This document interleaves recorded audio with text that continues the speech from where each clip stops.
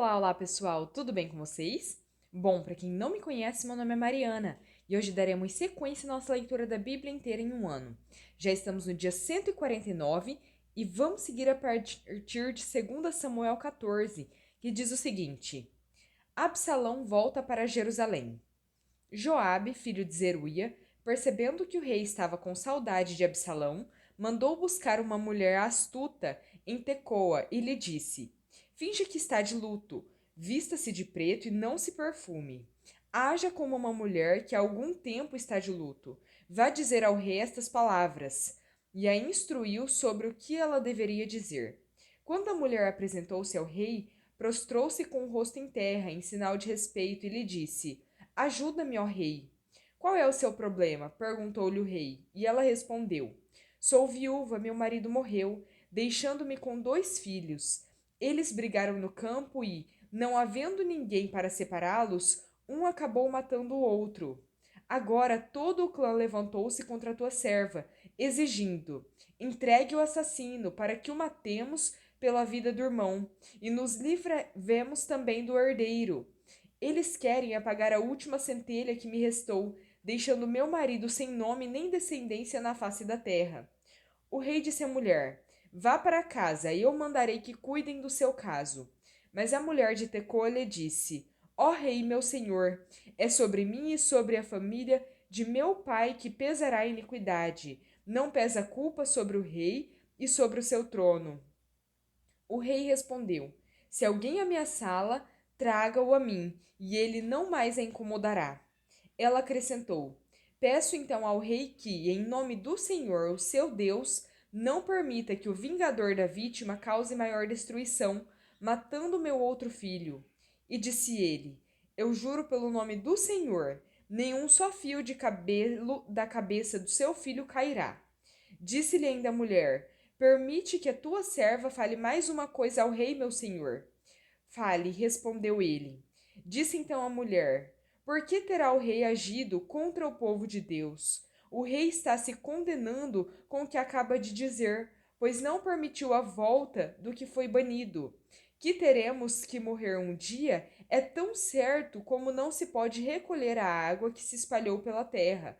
Mas Deus não tira a vida, ao contrário, cria meios para que o banido não permaneça afastado dele. Eu vim falar sobre isso ao rei, meu senhor, porque o povo me ameaçou. Tua serva pensou que, se falasse com o rei, talvez ele atendesse ao seu pedido e concordasse em livrar a sua serva das mãos do homem que está tentando eliminar tanto a mim quanto a meu filho da herança que Deus nos deu. E agora tua serva diz: Traga-me descanso a decisão do rei, o meu senhor, pois o rei, meu senhor, é como um anjo de Deus, capaz de discernir entre o bem e o mal. Que o Senhor, o teu Deus, esteja contigo. Então o rei disse à mulher: Não me esconda nada do que vou perguntar. Fale o rei, meu senhor, disse a mulher. O rei perguntou: Não é Joabe que está por trás de tudo isso?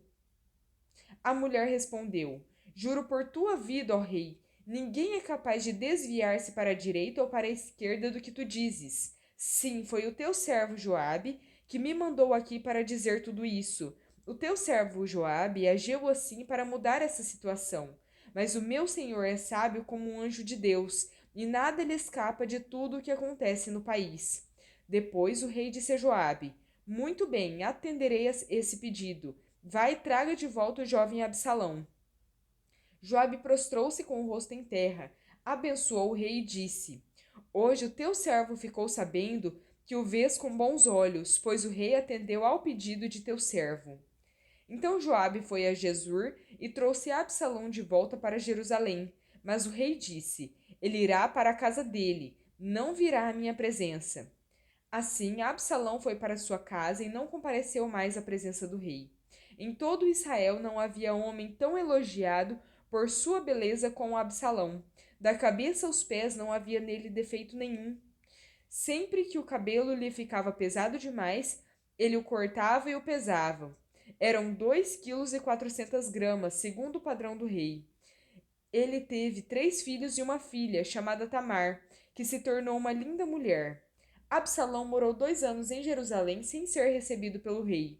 Então mandou chamar Joabe para enviá-lo ao rei, mas Joabe não quis ir.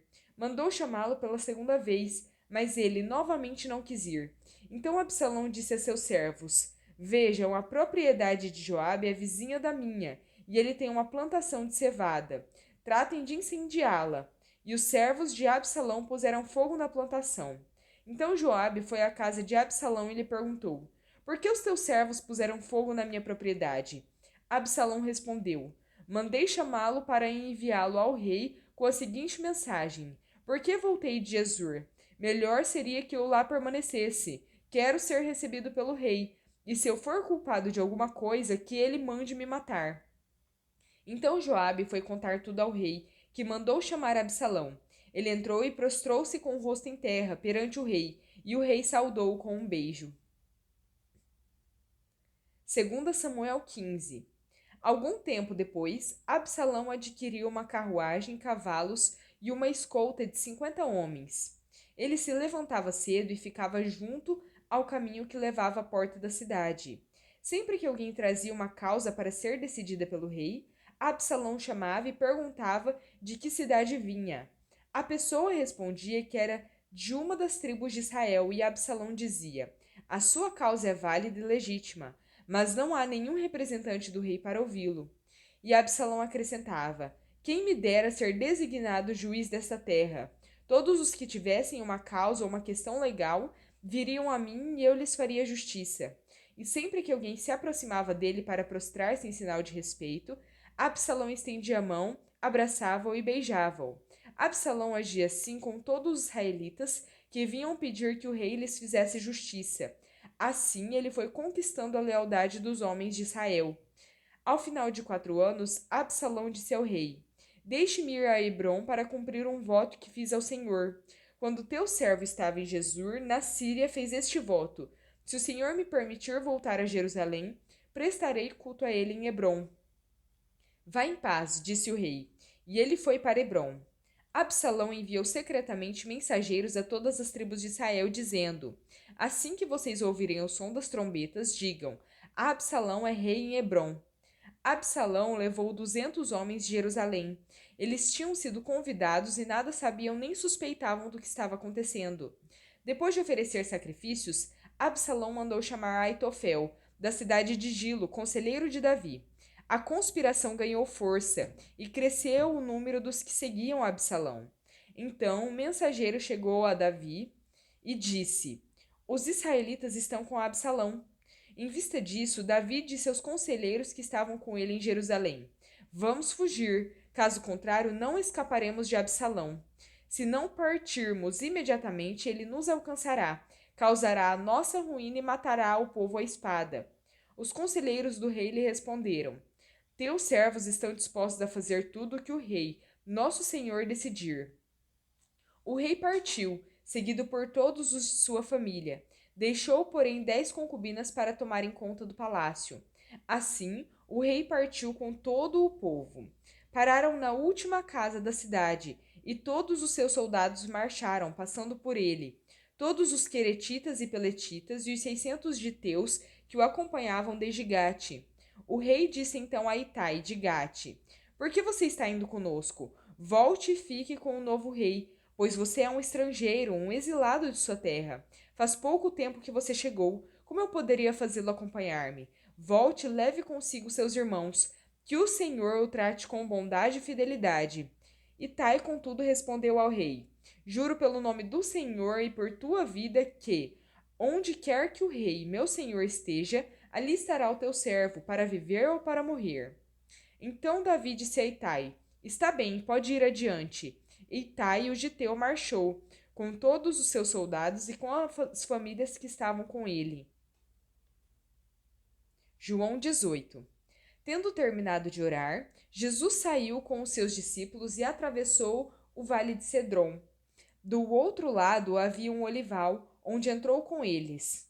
Ora, Judas, o traidor, conhecia aquele lugar, porque Jesus muitas vezes se reunira ali com os seus discípulos. Então Judas foi para o olival, levando consigo um destacamento de soldados e alguns guardas enviados pelos chefes dos sacerdotes e fariseus, levando tochas, lanternas e armas. Jesus, sabendo tudo o que lhe ia acontecer, saiu e lhes perguntou: A quem vocês estão procurando? A Jesus de Nazaré, responderam eles. Sou eu, disse Jesus. E Judas, o traidor, estava com eles. Quando Jesus disse, Sou eu, eles recuaram e caíram por terra. Novamente lhes perguntou: A quem procuram? E eles disseram: A Jesus de Nazaré. Respondeu Jesus: Já disse a vocês que sou eu. Se vocês estão me procurando, deixem ir embora estes homens. Isso aconteceu para que se cumprissem as palavras que ele dissera: Não perdi nenhum dos que me deste. Simão Pedro, que trazia uma espada, tirou-a e feriu o servo do sumo sacerdote, decepando-lhe a orelha direita. O nome daquele servo era Malco. Jesus, porém, ordenou a Pedro: Guarde a espada. Acaso não haverei de beber o cálice que meu pai me deu? Assim, o destacamento de soldados, com o seu comandante e os guardas dos judeus, prenderam Jesus. Amarraram-no e o levaram primeiramente a Anás, que era sogro de Caifás, o sumo sacerdote naquele ano. Caifás era quem tinha dito aos judeus que seria bom que um homem morresse pelo povo. Simão Pedro e outro discípulo estavam seguindo Jesus. Por ser conhecido do sumo sacerdote, este discípulo entrou com Jesus no pátio da casa do sumo sacerdote, mas Pedro teve que ficar esperando do lado de fora da porta. O outro discípulo, que era conhecido do sumo sacerdote, voltou, falou com a moça encarregada da porta e fez Pedro entrar. Ela então perguntou a Pedro: Você não é um dos discípulos desse homem? Ele respondeu: Não sou. Fazia frio, os servos e os guardas estavam ao redor de uma fogueira que haviam feito para se aquecerem. Pedro também estava em pé com eles, aquecendo-se. Enquanto isso, o sumo sacerdote interrogou Jesus acerca dos seus discípulos e dos seus ensinamentos. Respondeu-lhe Jesus: Eu falei abertamente ao mundo. Sempre ensinei nas sinagogas e no templo, onde todos os judeus se reúnem. Nada disse em segredo. Por que me interrogas? Pergunta aos que me ouviram. Certamente eles sabem o que eu disse. Quando Jesus disse isso, um dos guardas que estava perto bateu-lhe no rosto.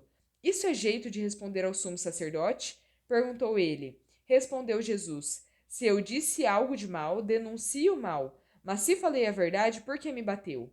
Então Anás enviou Jesus, de mãos amarradas, a Caifás, o sumo sacerdote. Salmo 119, versículos 97 em diante.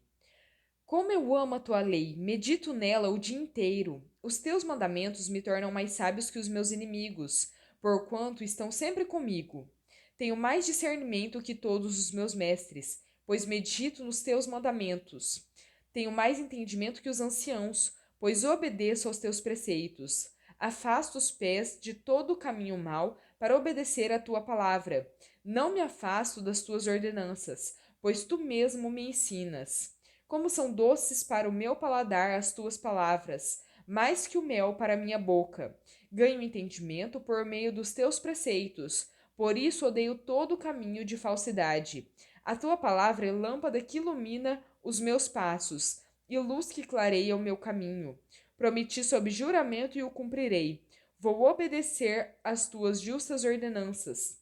Passei por muito sofrimento. Preserva, Senhor, a minha vida conforme a tua promessa. Aceita, Senhor, a oferta de louvor dos meus lábios e ensina-me as tuas ordenanças. A minha vida está sempre em perigo, mas não me esqueço da tua lei. Os ímpios preparam uma armadilha contra mim, mas não me desviei dos teus preceitos. Os teus testemunhos são a minha herança permanente, são a alegria do meu coração. Dispus o meu coração para cumprir os teus decretos até o fim. Provérbios 16, versículos 8 e 9. É melhor ter pouco com retidão do que muito com injustiça. Em seu coração um homem planeja o seu caminho, mas o Senhor determina os seus passos. Bom, pessoal, terminamos por aqui a nossa leitura. Espero que tenham gostado. Se gostaram, deixem o seu like, compartilhem esse vídeo e se inscrevam no canal se ainda não são inscritos. Muito obrigada, fiquem com Deus e até a próxima!